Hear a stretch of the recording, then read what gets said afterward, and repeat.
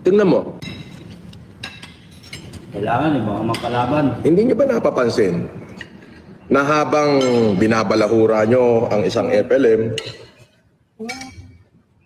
lalo siyang pinagpapala ng Diyos.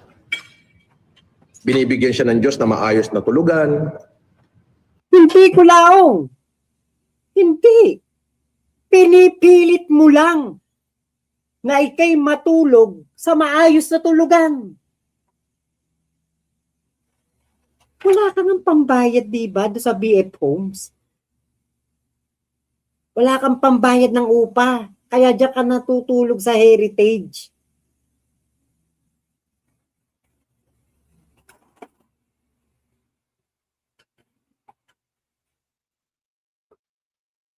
Diba kaya ka nga nandyan ngayon sa Heritage kasi ipinipilit mo yung hindi mo kaya. Pinangatawanan mo na lang. Kaya nga kung sino-sino mga tao ang kinakausap mo para mautangan. Oh. Ikaw na nga mismo umamin kay Mrs. Rose. Hilahod ka. Balian to ka mo. After ng mga demandahan, after ng pagsasampa mo ng demanda, kaya Makagago, kaya Food Genius, dito kaya Igme, inamin mo kay Mrs. Rose, hilahod ka, wala kang pera. Kaya paano nangyari yun? Hindi ka binibigyan. Ipinipilit mo kahit hindi mo kaya. Yun. Binibigyan siya ng Diyos na maayos na kasangkapan. Binibigyan siya ng Diyos ng pera para mabuhay. Binibigyan siya ng Diyos na maayos na pagkain para manoris yung kanyang kaisipan. Hindi ko laong. Ipinipilit mo yan. Huwag mong sabihin, bigay yan. Ipinipilit mo kahit hindi mo kaya. Kaya nga, ikay pumapasok sa pagpapanggap. Matagal na namin alam yan na nagpapanggap ka, na mayaman, pineplex mo yung nilalamon mo, premium lang naman yan. Kasama yan sa hotel mo. Free breakfast. Free buffet. Kasama yan sa binabayaran mo eh.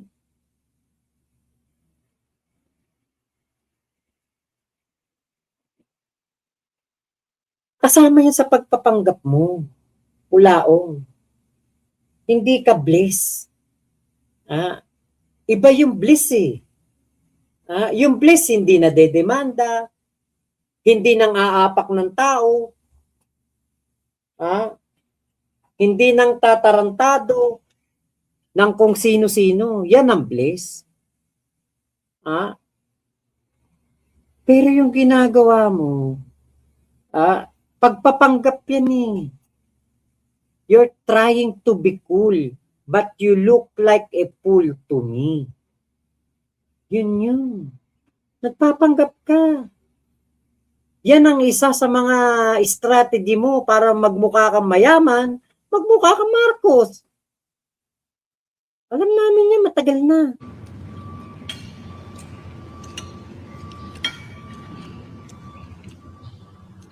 Why you people? Pero yun, kumakain, nguya ng nguya, naka-live, sasalita, tatalsik yung laway, sus Mario. Ewan ko talaga. Ewan ko talaga kung bakit naiisip pa niya mag-live habang lumalamon. Buti sana kung disenteng kumain. Buti sana kung may table manners. Mas may table manners pa yung anak kong 2 taon dyan eh. Pretending to be righteous, Ikaw yun. and yet you live in my shadow. Diba? You live far behind.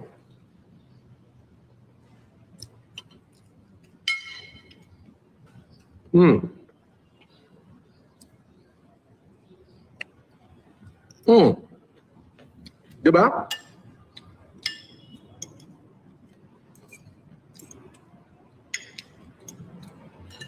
Tingnan mo. Nandiyan ka. Nag-aakusa ka sa akin ng aga-aga. Binabash mo ko ang aga-aga. Why don't try to fill your stomach first? Bago ka pumasok sa live ko, para naman makasabay yung utak mo sa utak ko. Kasi yung utak ko nalalagyan ng oxygen kasi binigyan ako ni Lord ng pagkain na makakain. Good morning and thank you po, Lord. Oh, kita mo yun? Akala niya siya lang yung kumakain. Ang tingin niya sa mga basher niya, walang makain. Di ba? Pero ano yun? Hindi mo alam na mga basher mo, mas masarap pa buhay kaysa sa'yo. Bakit? Kami kasama namin, pamilya namin. Ikaw lumalamon ka.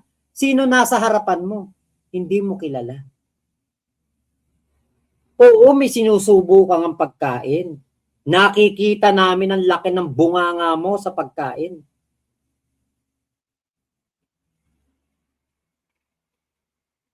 Pero sino kausap mo? Sarili mo.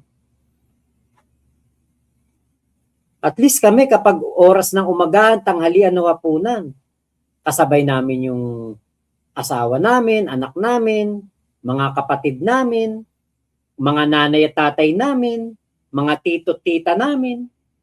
Yan ang mga kasama namin. Eh ikaw, kailangan mong pakita sa mga tao na may kinakain ka. Pero Norman, ang mas nakikita namin, alam mo kung ano? Kumakain ka mag-isa. At yun ang pinaka nakakaawa sa iyo. Wala kang kasamang pamilya na lumalamon kasabay mo.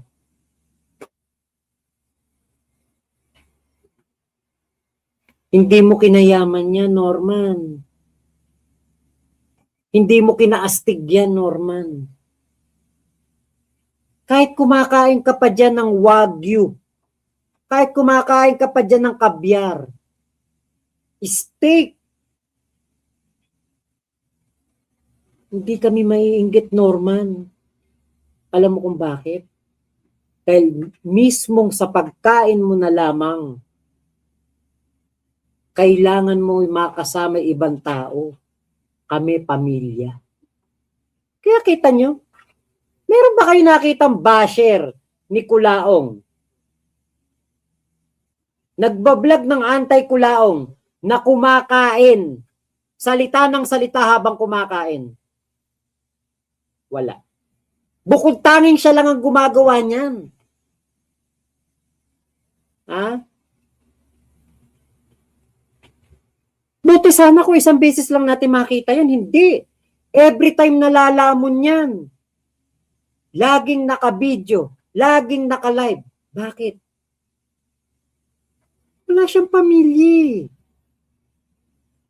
Wala siyang kasamang kumain. Diba meron nga tayong kasabihan? Eto, alam niyo to. Sa commercial ng Lucky Me. The family that The family that eat together stays forever. Parang ganun yun eh. Ha? Yung sa Lucky Me. Diba? Magkakasama tayo. Kapag kami kumakain dito, grabe ang ano namin, kantsawan, nagkukwentuhan habang kumakain. Kahit na ang pagkain namin, mga simple lang, itlog na may patatas, hotdog, adobong atay at balon-balunan ng manok, pritong tilapia, pritong bangus. Kahit ganyan lang ulam namin. Sama-sama kaming kumakain, sabay-sabay kami. Kaya hindi ako magla-live habang kumakain ako. Bakit? Kasama ko, pamilya ko eh. Pero si Kulaong, that is his reality. Kailangan niya mag-live habang kumakain. Bakit? Walang kasamang anak. Walang katabing asawa. Sino ang kanyang kukwentuhan? Si Casper. Eh ano ba tingin niya kay Casper? Alila. Diba?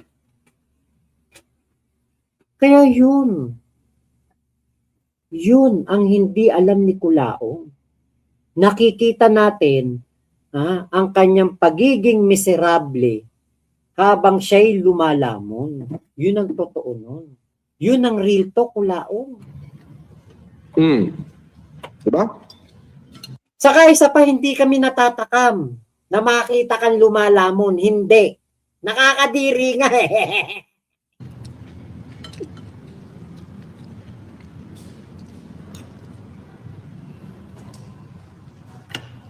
Ito lang gunisang pigan yata ito. Ano yan? Pomelo? Kuha mo nga ako. Ito na.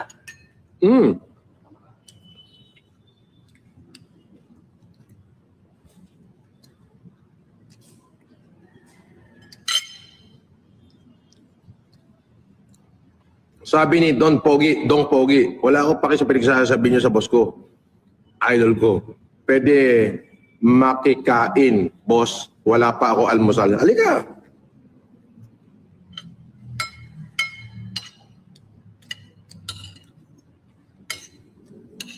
Halika. I'll pay for your breakfast. Halika.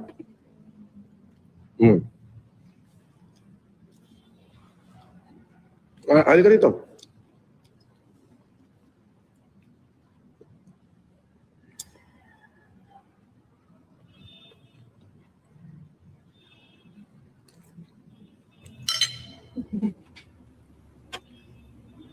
Ishin, paano mag-check-in dyan, boss? Gusto namin magpunta, mukhang masarap food. Oo. Eh, di message mo ako sa Viber. Ibubuk kita rito kung gusto mo. Ano yung nanay? Ibubuk ko kayo ng nanay mo. Kung gusto mo. Naku, mangungumisyon pa yan. Mangungumisyon pa yan kung wari nagdadala ng customer sa Heritage.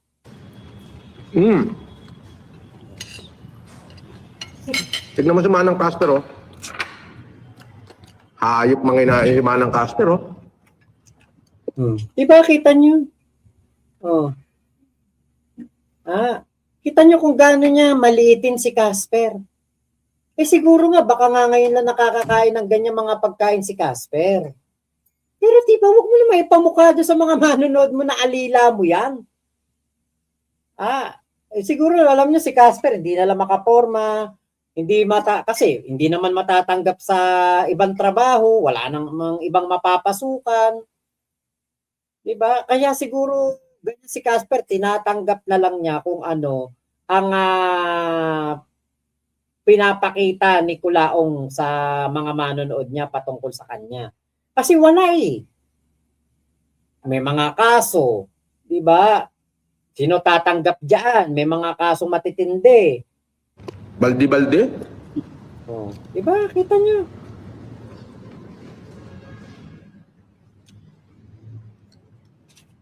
Pomelo. Diba?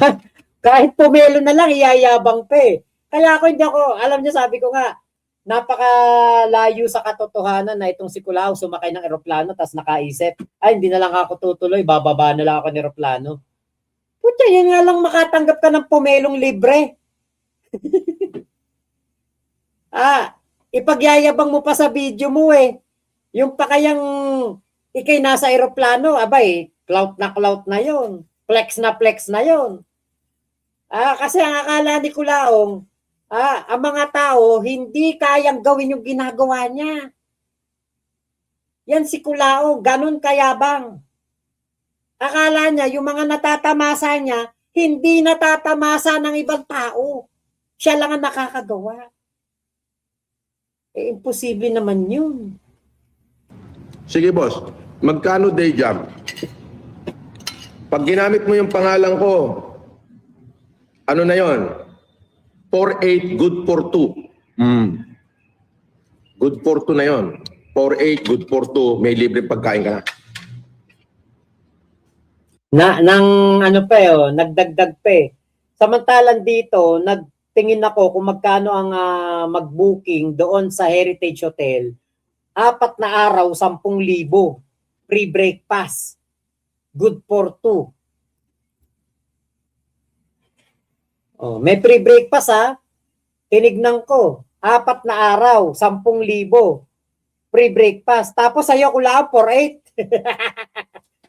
Nagdagdag ka pa eh. Good for 2. Baka sabihin ko lang, sa akin yung bigay yung bayad. Nangumisyon pa.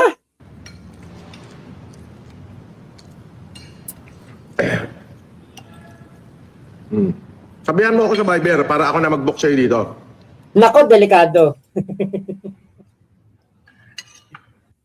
Napakamahal naman niya, 4,800, good for 2. Eh, doon nga sa Go Hotel eh, sa Mandaluyong. Free breakfast doon eh. Sarap ng breakfast doon. Sa Cebu, nag-book din kami ng hotel doon sa Cebu. Free breakfast din, buffet. Ay nako, sabi ko sa inyo, napakasasarap ng mga ulam. Nako, tapos dito kay Kulaong, 4,800, good for 2. Ay nako, overpriced ka naman Kulaong.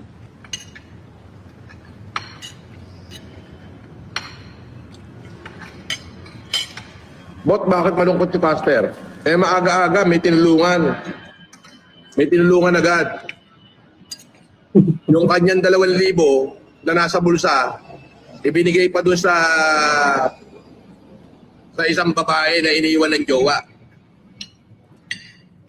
Hindi, kaya malungkot si Casper. Kasi kailangan mo siyang gisingin. Dahil isasama mo sa paglamon. Kulang ang tulog ng tao. Ganyan ang nirereklamo sa iyo ni Ian. Magla-live ka, kailangan may assistant. Kahit nakatanga lang naman dun yung tao, gagawin mong katatawanan. Pagmumukhain mong alila, gagawin mong chipipoy. Sino ba naman ang matutuwa nun? Siguro si Casper, baka nakakaisip umalis din to kay Kulaong. Pero hindi pa ngayon. Pero ako tingin ko, kung umalis man si Casper, kay Kulaong, hindi to mag-iingay, hindi to gagawa ng interview kay MG, hindi. Bakit? Kasi malaki utang na loob nito kay Kulaong.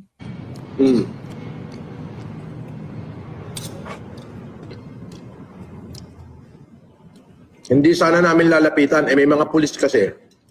Nakaisyoso lang kami. So, mababait yung 2 pulis. Tinulungan agad. Mga pulis pasa yun. Yun nga eh. Tumulong na yung mga pulis, tinulungan yung babae, umepal ka pa. Epal ka din eh. Papansin ka din dun eh. Ay nako. Kaya Kulaong, hindi kami natatakam pag lumalamon ka. Hindi kami natatakam kapag kumakain kasama si Casper, hindi. Never kaming natakam. Mas nakikita namin ang miserable mong buhay. Dahil lumalamon ka dyan, ibang tao kasama mo. Lumalamon ka dyan, ang kasama mo, yung inaalila mo. Sabi ni Kulaong, paano na pag nakulong yun?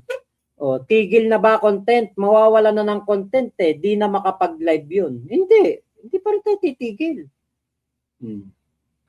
Boss Jen Family, ngayon si The Kings nagpakita na ng ebidensya sa mga inaakusan ni Kulaong regarding sa bigas sa Chaong. Tama po. Mamaya po, topic natin yan. Okay. Sabi ni Russell Trason, Russell T. Rason, Attorney Sabi ay si Susan Yancy. Okay. Okay, sabi ni Jaswalk, hindi dumidepensa yan si Kulaong. Mukha pa lang, offensive na eh. Mukhang papasok pa lang. Alam mo, papasok pa lang sa liga, sa basketball. Yung nag-substitution, yung tumatakbo pa lang si Kulaong, mukha nang tatawag ng offensive foul yung referee sa liga. Alam niyo kung bakit? Nanununtok yung amoy eh. Hindi pa lumalapit dun sa babantayan eh. Pipito na yung referee.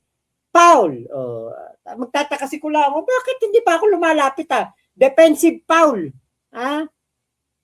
Defensive yung amoy mo eh. O kaya offensive foul dahil offensive yung amoy. Ay nako. Kasama na po si Kulaong sa mga panalangin ko, Boss Mac, nabigyan pa siya ng lakas para makita pa natin na maging kawawa sa kulong. Kala ko naman talaga naging mabait ka na, Kuya Robert Durano. Wala na akong eye drops dito, Ate Virgie, saka Kuya Armando. Okay, Ate Maria Ira Nepomuceno, feeling entitled talaga tong si Syonget. Sobrang taas ng tingin sa sarili, sobrang taas, nakakatakot to pag lumagapak.